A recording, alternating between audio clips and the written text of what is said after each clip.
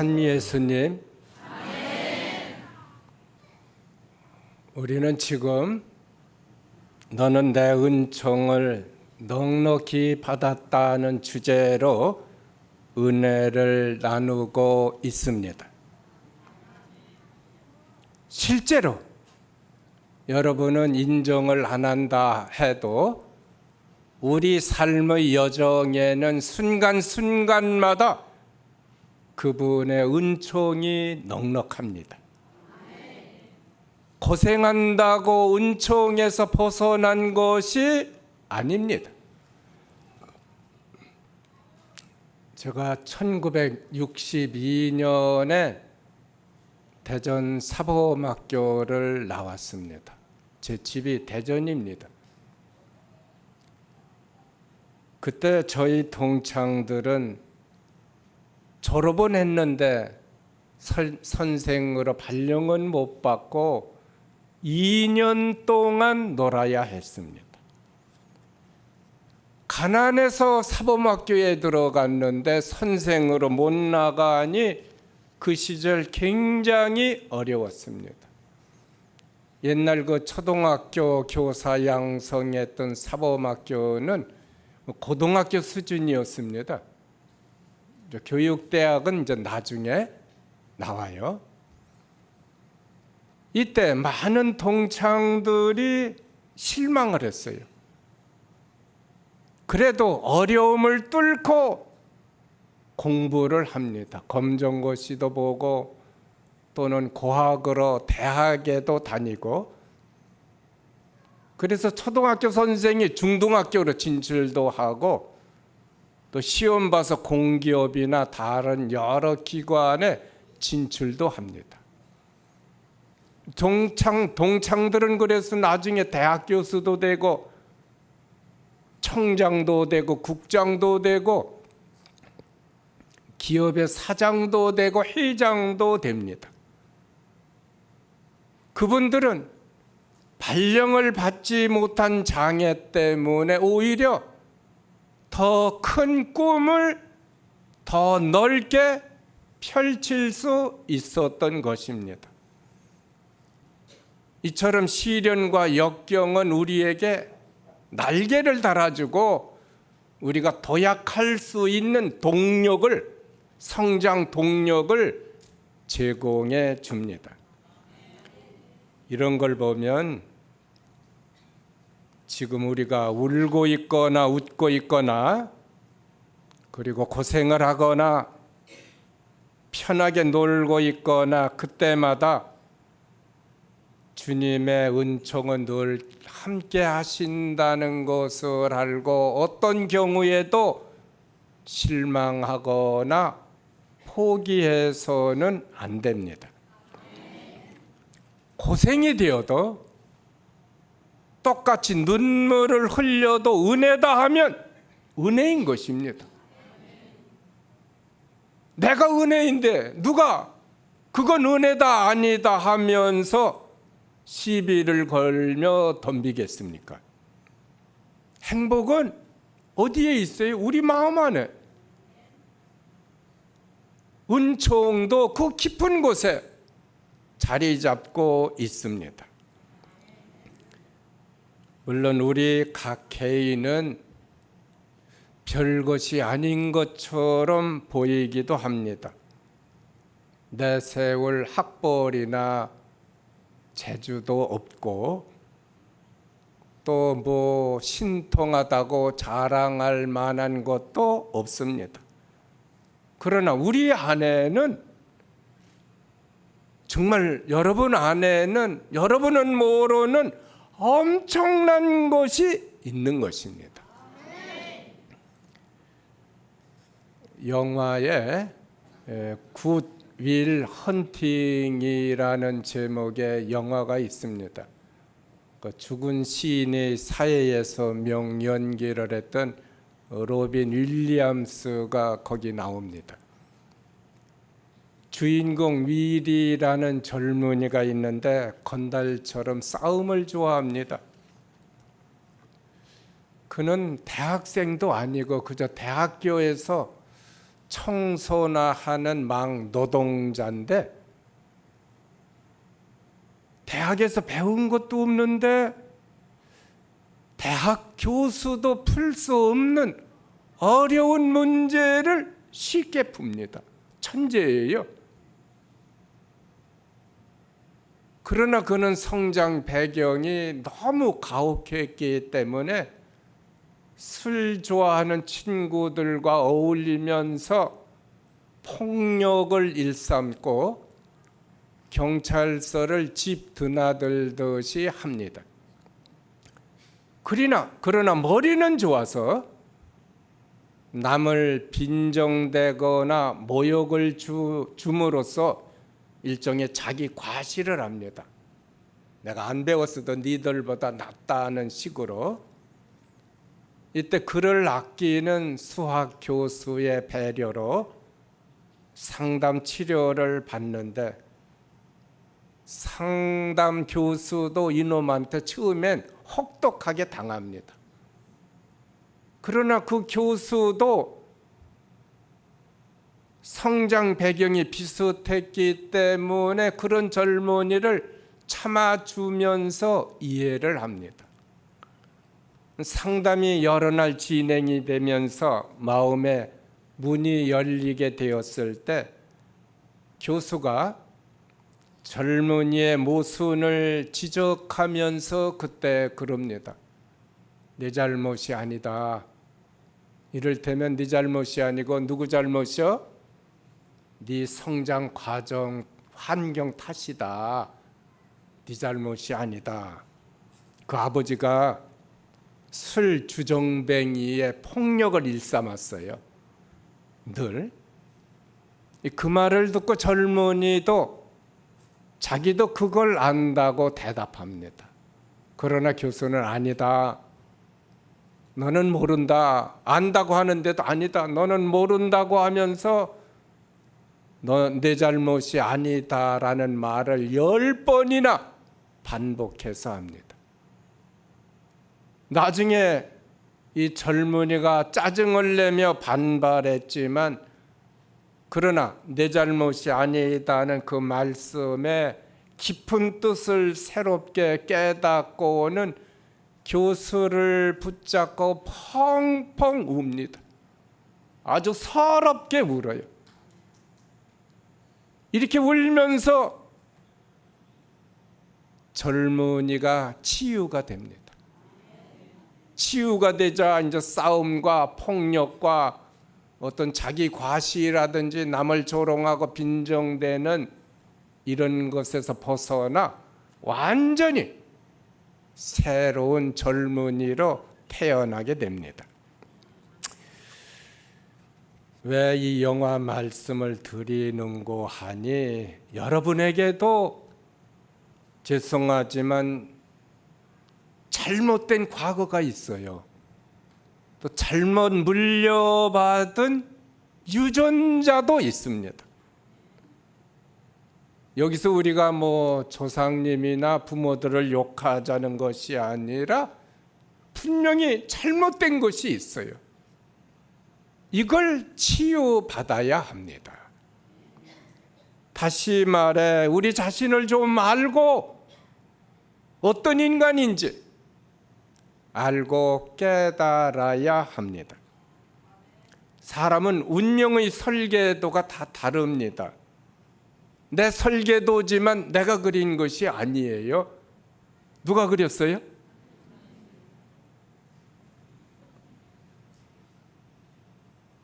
내 설계도를 누가 그렸는고 하니 우리 조상들의 생활 습관이나 어떤 행동 양식을 통해서 조밀하게 새겨져 있는 것이에요.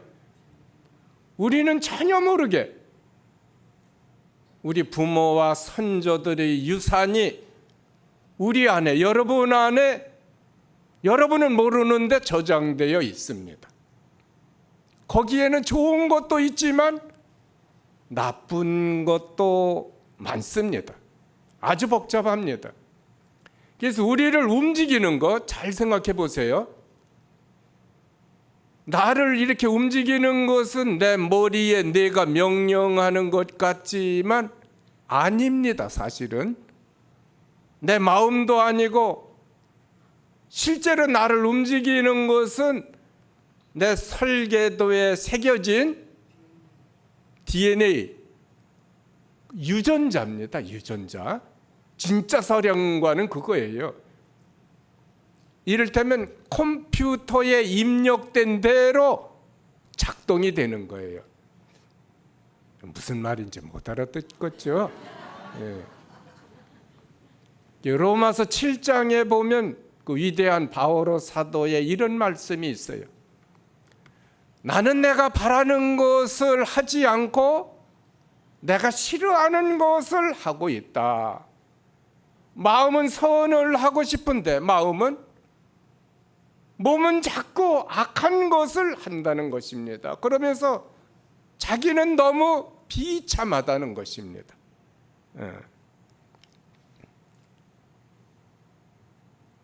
우리도 그렇게 비참합니다. 이를테면 고해성사 본 거 또 보고 또 보고 일하잖아요. 안 그런 것처럼 눈을 뜨고 있는데 우리는 다 그렇게 비참해요. 그래서 우리도 잘못된 부분을 치유받아 새 사람이 되어야 합니다. 다시 말해 우리 안에 새겨진 그 엄청난 은총을 좀 찾아내서 발견해서 은총 속에 정말 행복하게 살아야 합니다. 그 아까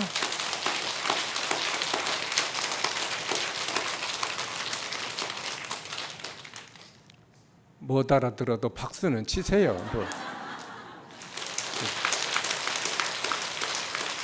아니요, 엉뚱한 데서 박수가 나오니까 어디 하다 내가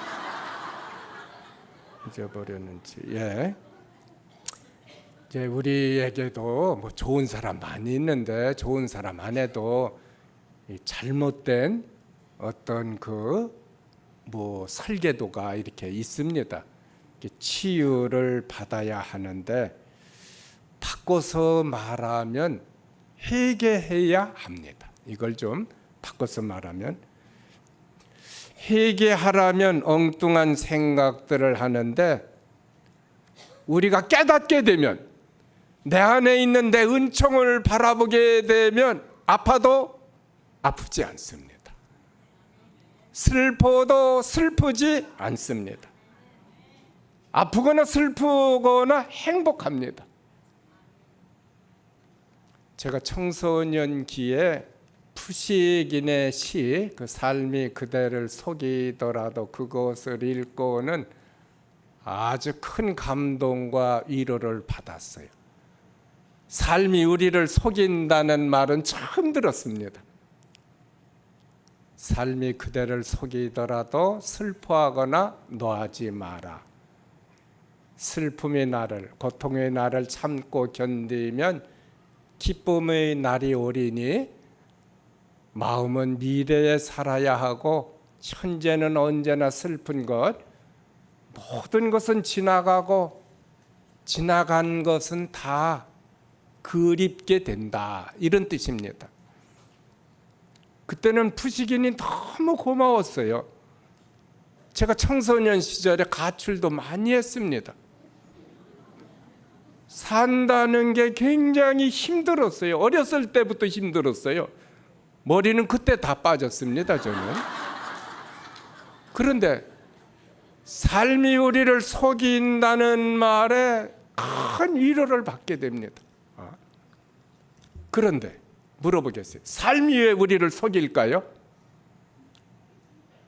그 이유는 모릅니다. 모르지만 물론 원죄의 결과도 있겠지만 삶이 우리를 왜 속이는지는 몰라요. 그러나 몇 번 말씀드렸듯이 그 속임수에는 뭔가가 있어요. 그 무언가를 알면 속았던 것이 너무 기쁩니다. 이게 이걸 어떻게 얘기를 해야 알아들을까요? 그 뭔가? 삶이 우리를 속였는데 그 속임수에는 어떤 은총이 있는 거예요. 그 은총을 우리가 알면은 속은 것이 너무 재미있고 행복하고 속아서 망해버린 내가 자랑스러운 것입니다. 근데 이걸 깨닫기 위해서는 고통이나 슬픔보다 더 좋은 약이 없습니다. 고난은 보리라고 고통이 깨달음을 준다는 불가의 말씀이 있습니다. 제가 강론할 때 불교 이야기를 가끔 합니다. 왜냐하면 이 고등 종교는 그리스도교나 불교나 이렇게 쭉 올라가면 그 위에서 만나는 것들이 있어요. 그래서 이때 그 타종교의 가르침을 이용하면은 이해가 훨씬 빠르기 때문입니다. 이렇게 넓게 생각하면 석가모니나 공자님이 등장한 것도 그래요. 그분들이 기원전 6세기에 등장하셨는데 그 시기는 이스라엘에는 어떤 일이 있었느냐. 나라가 망해가고 백성들이 우상숭배에 빠져서 많은 예언자가 등장해요. 그래서 깨우쳐주고 어리석음을 꾸짖고 돌아오라고 하는데 그 시기에 동양에서는 또 이 석가모니와 공자가 등장해서 사람들에게 선을 가르치고 도덕을 가르칩니다. 이걸 넓게 해석하면 성령께서는 공자와 석가모니를 통해 선과 도덕을 가르쳐 주는데 이걸 보면 세례자 요한처럼 예수님이 오시기 전에 이미 세상의 길을 닦은 것이다. 물론 불교에서 들으면 황당하다 하겠지만 그러나 분명히 연관이 있습니다. 이거 몇 번 드린 말씀인데 몇 번 들어도 몰라요, 여러분은. 산은 산이요, 물은 물이로다. 성철 스님이 조계종 종종에 취임하실 때 81년인가요 하신 법어인데 저도 처음에는 이게 무슨 뚱딴지 같은 소리인가 하며 무시했는데 나중에 생각하니 그게 아니었습니다. 깨닫기 전에는 산은 산이 아닙니다. 물도 물이 아닙니다. 여러분에게는 깨닫기 전에는 은총은 은총이 아닙니다. 모르니까. 그저 웃는 것만 은총이고 뭐 배부르게 먹는 것만 은총인 줄 아는데 은총은 깊이 숨겨져 있는 것이에요. 그분이 이제 하신 말씀 법어를 제가 이제 듣기 좋게 쉽게 해석을 하면 원각이 보조하니 깨달음을 얻고 보니 적과 멸이 둘이 아니다. 살고 죽는 게 둘이 아니구나. 보이는 것은 관음이요. 관세음 보살인데 이를테면 보이는 나무나 풀 한 폭이 이게 돌멩이가 다 부처님이고 들리는 소리는 묘음이라. 새소리, 바람소리, 물소리 이게 다 천상의 아름다운 음악이다. 보고 듣는 이 밖에 진리가 따로 없으니 진리가 어디 경전에 있는 게 아니고 선생님의 입에 있는 게 아니라 우주 만물의 곳곳에 다 새겨져 있다라는 것입니다. 아, 시의 대중은 알겠느냐? 여기 모인 청중은 알겠느냐? 산은 산이요, 물은 물이로다. 이렇게 이제 끝을 맺는데 깨달으면 모든 게 뭐가 되죠? 부처가 되고 모든 게 뭐가 돼? 진리가 되는 것입니다. 깨닫기 전에는 세상은 아직 세상이 아니고 은총도 아직 은총이 아닙니다. 그냥 잠자고 있어요. 여러분 안에 은총이 잠자고 있어. 김소월의 시에 이런 것이 있어요. 예전엔 미처 몰랐어요. 그런 것도 청소년 시절에 안 읽어봤죠? 네. 봄, 가을 없이 밤마다 돋는 달도 예전엔 미처 몰랐어요. 이렇게 사무치게 그리울 줄도 예전엔 미처 몰랐어요. 달이 앞만 밝아도 쳐다볼 줄을 예전엔 미처 몰랐어요. 이제금 저 달이 서름인 줄은 예전엔 미처 몰랐어요. 달은 시인의 가슴에서 그때까지 잠자고 있었어요. 달은 달이 아니었습니다. 달이 뜨거나 말거나 관심이 없었어요. 그러니까 달이 떠도 뜬 것이 아니고 달이 져도 진 것이 아닙니다. 그런데 어느 날부터 갑자기 잠자던 달이 깨어났는데 이제 달은 달이 되는 거예요. 어떻게 갑자기 달은 달이 되었죠? 그러니까 여러분은 연애 감정 같은 것도 없었죠? 그냥 시집 가라 하니까 시집 온 것이고, 성당에 가라 하니까 은혜가 뭔지도 모르고 그냥 가고. 시인에게 달은 달이 아니었는데 왜 갑자기 달은 달이 되느냐? 그렇지, 예쁜 여자가 나타난 것입니다. 사랑을 알고 깨닫게 된 것이에요. 그래서 잠자고 있던 세상에 화들짝 놀라서 깨어나는 것이에요. 달은 달이 되고 산은 산이 되는 것입니다.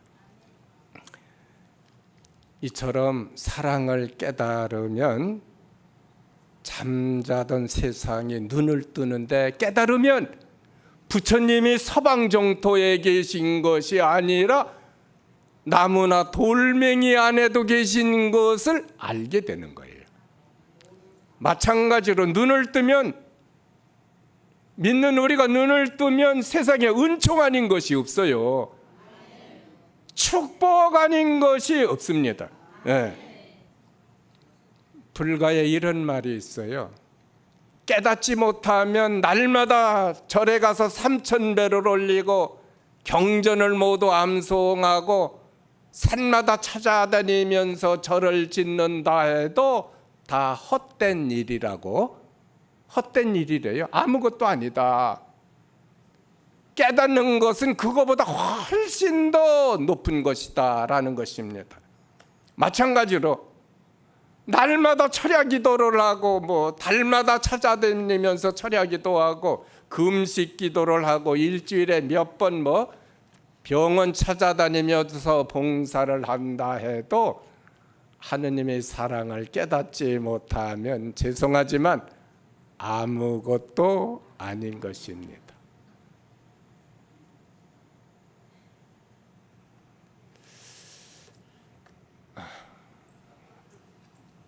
잘 들으셔야 돼.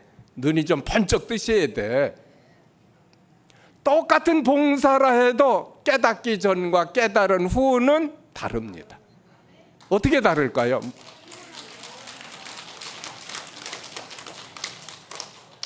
아니, 박수를 쳐야 할 때 쳐야 되는데 이게, 그러니까 내가 자꾸 하다가 까먹는다니까. 이게 똑같은 봉사예요.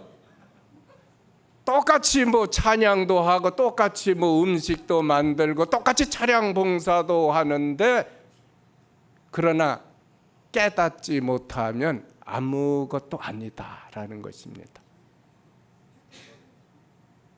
왜 그럴까요?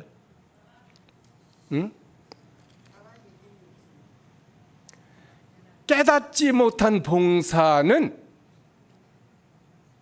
서로 간에 시기 질투가 많고 자기 뜻대로 안 따라오면 왕따 시켜버리고, 그래서 공동체가 일은 많이 하는데 시끄럽고 복잡합니다. 복잡해.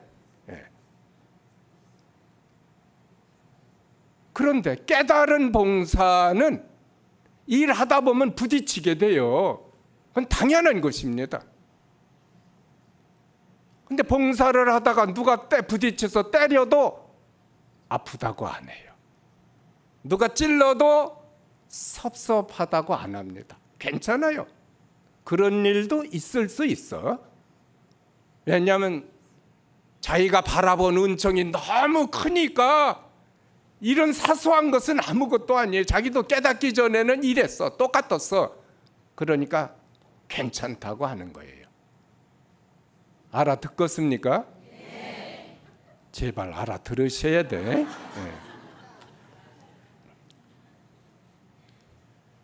사람들은 그저 자기 뜻만 이루어지면 할렐루야 뭐 아멘 하면서 소리를 지르고 야단을 하는데,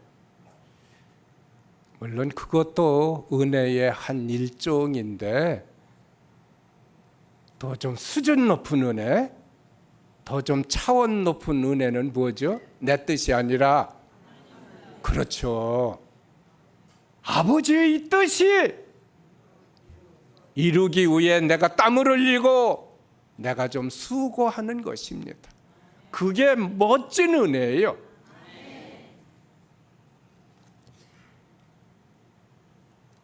갑돌이가 갑순이를 사랑한다고 해보세요. 정말 사랑하면 갑돌이는 갑순이를 위해 무슨 일이든지 할 수 있습니다. 사랑 때문에 돈도 아깝지 않아요. 시간도 아깝지 않습니다. 모든 것을 갑순 씨를 위해서 쓰고 싶어요. 그러나 갑순이를 정말 사랑하지 않는다면 어떻게 되나요?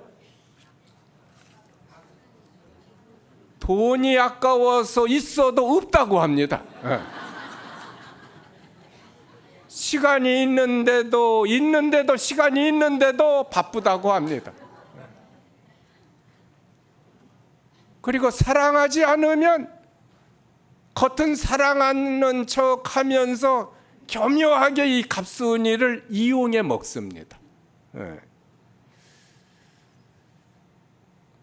그런 건 알아들으시겠지? 그런데 모르는 것은 많은 이들이 예수님을, 하느님을 무슨 요술 방망이처럼 생각해요. 예? 또 내가 이렇게 하라면 이렇게 하고 저렇게 하라면 저렇게 가는 하느님 아버지가 무슨 내 모습처럼 생각을 합니다. 그래서 그게 안 이루어지면은 기도도 안 오고 성당에도 안 나옵니다. 여러분이 오늘 성가도 부르고 강론도 듣고 미사도 봉헌했습니다. 그럼 뭘 하자고 도대체 이렇게 수고를 합니까? 목적이 뭐고 하느님께 뭘 바라십니까?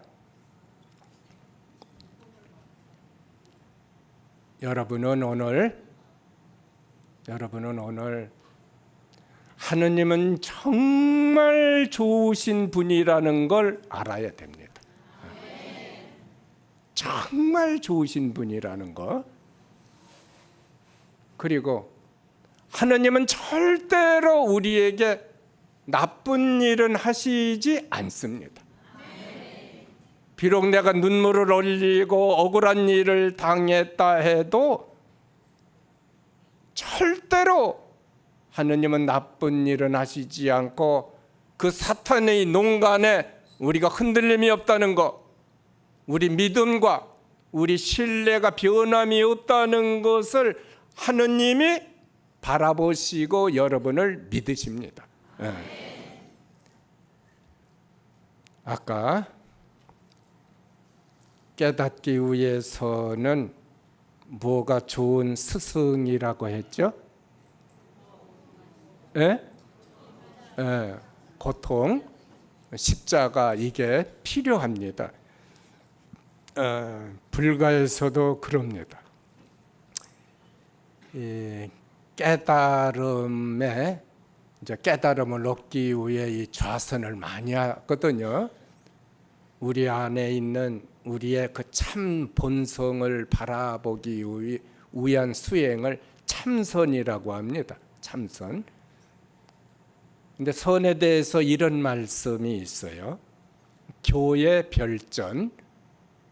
이 깨달음은 그 경전 밖으로 전해지는 것이 경전으로는 알 수가 없습니다. 경전을 통달해도 안 돼. 불림 문자. 이 깨달음은 어떻게 말이나 글로 표현할 수가 없어요. 스승이 가르쳐 줄 수도 없고 책으로 알 수도 없습니다. 어떻게 그건 드러낼 수가 없어요. 직지인심. 사람이 마음속을 관통해야 돼. 꿰뚫어야 됩니다. 저 깊이 들어가야 돼요. 근데 이건 고정관념, 일반 상식 가지고는 못 들어갑니다. 물구나무 서기를 아무리 오래 해도 못 들어가요. 이게 견성성불 들어가서 자기 참 본성을 바라보면 그게 바로 성불, 부처가 된 것이다 라는 것인데, 우리도 우리 안에 깊이 들어가서 은총을 만나게 되면 그건 우리가 하느님을 천상에서 대면한 것입니다. 아파도 아프지 않아요. 슬퍼도 슬프지 않는 것입니다. 그래서 불가에서는 어떻게 이 깨우침을 주는고 하니, 스승이 봤을 때 이 제자가 과일로 치면 많이 익었어. 이제 떨어질 때가 됐는데, 이럴 때면 내공이 많이 쌓였다 싶으면은 이런 방법을 써요. 몇 가지 방법이 있는데, 우선 방이라고 합니다. 방. 우리가 읽기는 나무 목자에다 밭들봉장이 봉이라고 하는데, 방. 요놈이 익기는 익었는데 아직 깨우치지 못하면 몽둥이로 사정없이 후려갈겨요. 손이 부러지거나 다리가 부러집니다. 그래도 그 순간 이렇게 깨닫게 돼. 느닷없는 예상치 못한 충격을 받았을 때 깨닫게 되면 다리가 부러져도 절대로 섭섭하지 않고 기쁩니다. 기뻐. 그 다음에 할이라고 합니다. 할. 뭘 이렇게 물어봐요. 갑자기 너는 어디서 왔느냐? 탁 막히게 되죠. 그럼 소리를 팍 찔러버려요. 귀에다 대고 갑자기. 그럼 귀청이 나가기도 해요. 그럼 놀래가지고 놀라는 순간에 탁 이렇게 깨우치게 돼요. 코를 붙잡고 비튼다든지 귀를 붙잡고 뺑뺑이를 돌린다든지 아주 기상천외한 방법을 씁니다. 그러면은 익은 과일은 그때 떨어지는 거예요. 깨치게 됩니다. 여기서 고정관념, 일반의 상식을 깨뜨려야 되는데, 이를테면 우리에게는 이 불청객은 언제 올지 모르죠. 그러죠? 시도 때도 없이 옵니다. 이게 고통, 눈물, 사고, 실패, 상처, 이런 것들이 가만히 보면은 우리를 쫙 내 안에 깊이 들어갈 수 있는 그 인도를 해주는 거예요. 인도. 아이고, 참 한숨만 쉬고 들어가기 싫으니까 참 이게 십자가 얘기하기가 어려운데, 왜냐하면 다 싫죠. 누가 불청객 환영하고 누가 프랑카도 들고 서 있겠어요? 싫은데 우리가 원하지 않는 불총객 안에는 하느님의 뭔가 그 은총이 있는 거예요. 오래전에 제가 김포공항에서 과천의 뭐 수녀원으로 갈 때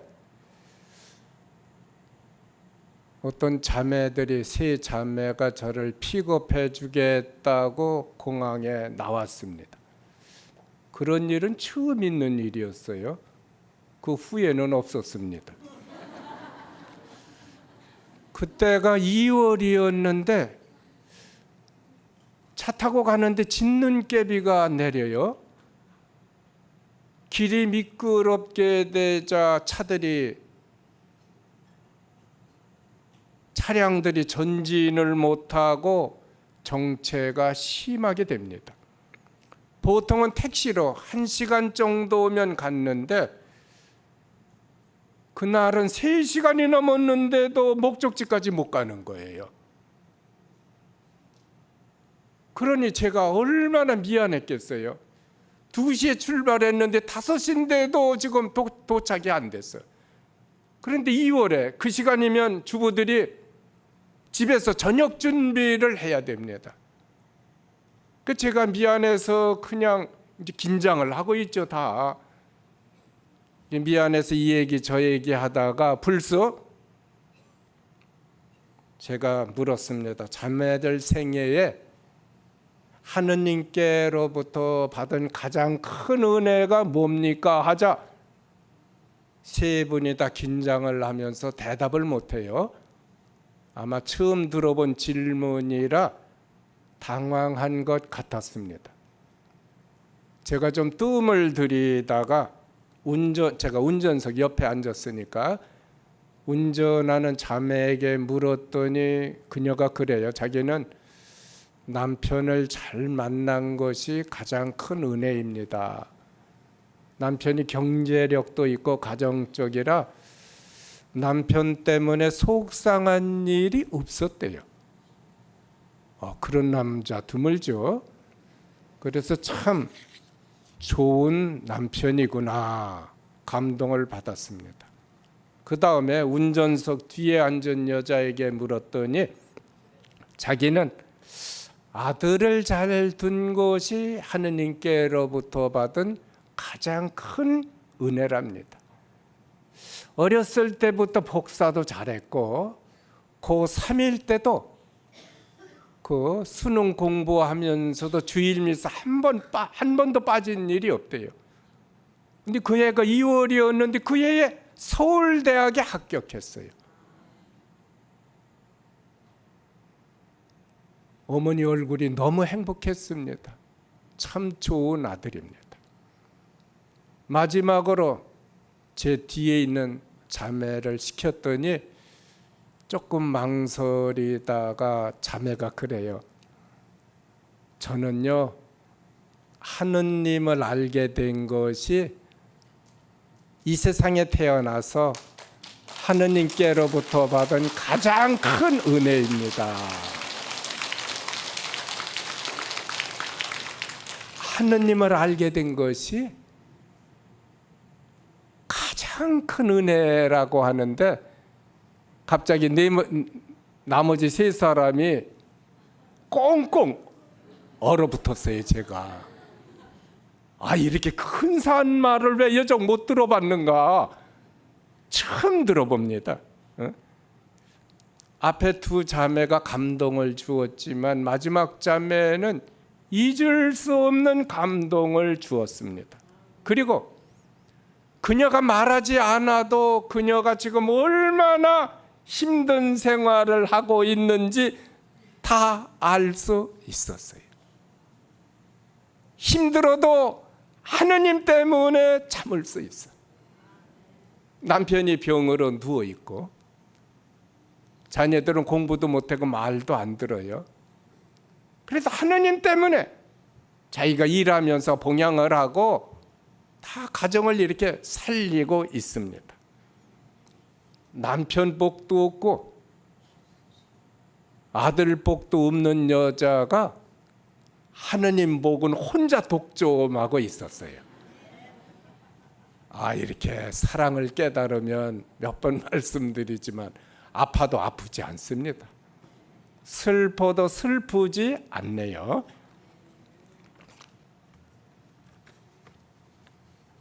다 돼가는데 한 가지만 또 말씀드리겠습니다. 저에게 형님이 한 분 있는데 형님의 말 때문에 제가 상처를 많이 받았어요. 건뜻하면 신부님들 욕이고 건뜻하면 저한테 이 새끼 저 새끼 하는데 내가 몇 살인데 지금 이 나이에 그런 말을 그래도 이렇게 나오면 존경받고 칭찬받는 신부인데 집에만 가면 저 새끼네요. 한 번은 원주에 있는 치악산에 강릉 갔다가 산에 오를 때 자매들이 같이 가겠다고 따라와요. 그래서 그럼 올라가면서 성경 한 구절씩 묵상하고 하면서 올라가서 비로봉 정상에서 나누기를 한번 해보자. 숙제를 주고 탁 돌아서는데 그냥 성경 말씀 하나가 제 머리를 치는 거예요. 이게 오늘 주제로 나오는 성경 말씀 고린도이서 12장입니다. 바울에게는 고통이 있었잖아요. 몸을 가시로 찌르는 고통. 학자들이 신경통이다 추측을 해요. 안질이다, 두통이다, 위장장애다, 간질이다, 별별 의견을 내놓는데 의견일 뿐이지 정답은 모릅니다. 근데 저는 그때 알았어요, 정답을. 바오로에게도 누군가로부터 계속 말로 상처를 받았구나.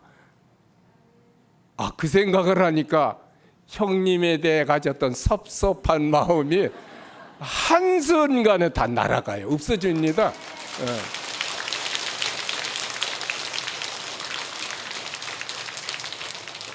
오래전 일인데 그래도 왕년에는 제가 좀 떴네요. 강론 테이프다 또 책이다 해서 신문에도 나오고 방송에도 나오고 별것도 아닌 사람이 자꾸 이렇게 선전이 되는데 산에서 그 생각이 0.0001초에 지나가는 거예요. 형님 말씀이 잘난 체 하지 마라, 교만하지 마라, 겸손해야 한다, 이렇게 들리는 거예요. 그러니까 형님이 이 새끼 하면 재밌습니다. 이제 웃으니까 이 새끼 소리를 안 해요 또. 아픔 속에는 그분이 숨겨놓은 어떤 선물이 있습니다. 그래서 그걸 찾아야 되고 찾으면 아파도 아프지 않습니다. 바오로 사도의 말씀을 들어보세요. 무엇이 우리를 그리스도의 사랑에서 갈라놓을 수 있겠습니까? 환난입니까? 역경입니까? 박해입니까? 굶주림입니까? 헐벗음입니까? 위험입니까? 칼입니까? 그 어떤 것도 우리를 갈라놓을 수 없다 이거예요. 그러면서 우리는 우리를 사랑해 주시는 분의 도움에 힘입어 이 모든 것을 이겨내고도 남습니다. 아멘.